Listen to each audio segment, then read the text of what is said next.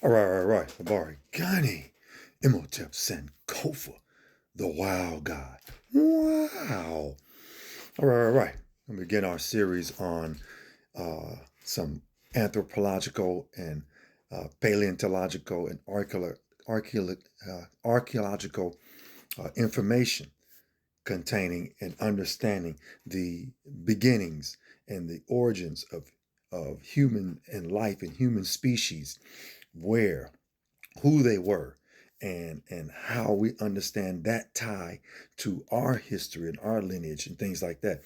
And this is some of this scientific information is contrary to what you're taught in some of your religious texts. And that's why you have to have evidence and have to have proof to back up your claims. I'll be using the Smithsonian, as you see on this green screen here. The Smithsonian is one of my sources. I'll be using the International Institute of Education for one of my sources. I'll be using Arizona State University. Arizona State has, they have a complete uh, research on the Institute of Human Origins from Arizona State, Institute of Human Origins. So I'll be using them too, and we'll get right into it real fast here. According to the Smithsonian, the first humans originated in Africa. Timing, argon dating from human remains times it in the from 7 to 8 million years ago.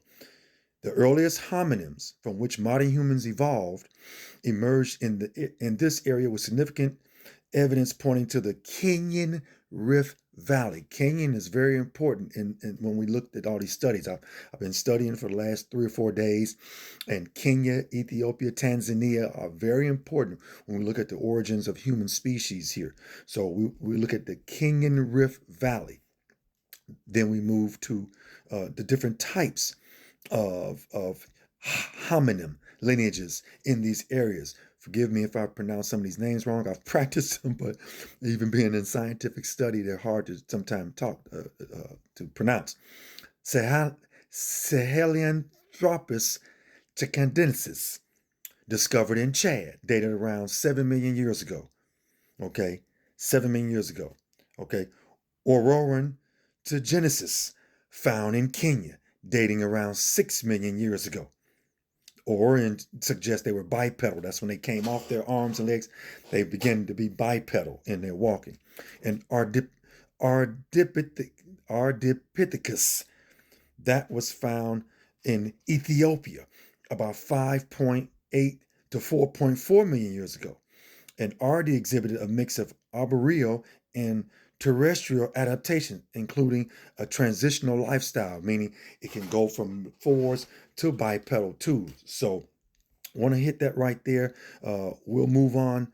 When we get to my next video, we're going to move on to the significant findings in Ethiopia and in Kenya, directly dealing with the Lucy find. If you're familiar with the Lucy find, that's a very critical find when we look at the origin of man and origin of species, along with migration patterns. We're going to understand some migration patterns as the humans migrated out of Africa into other places around the globe. So I want to get started, throw that out there.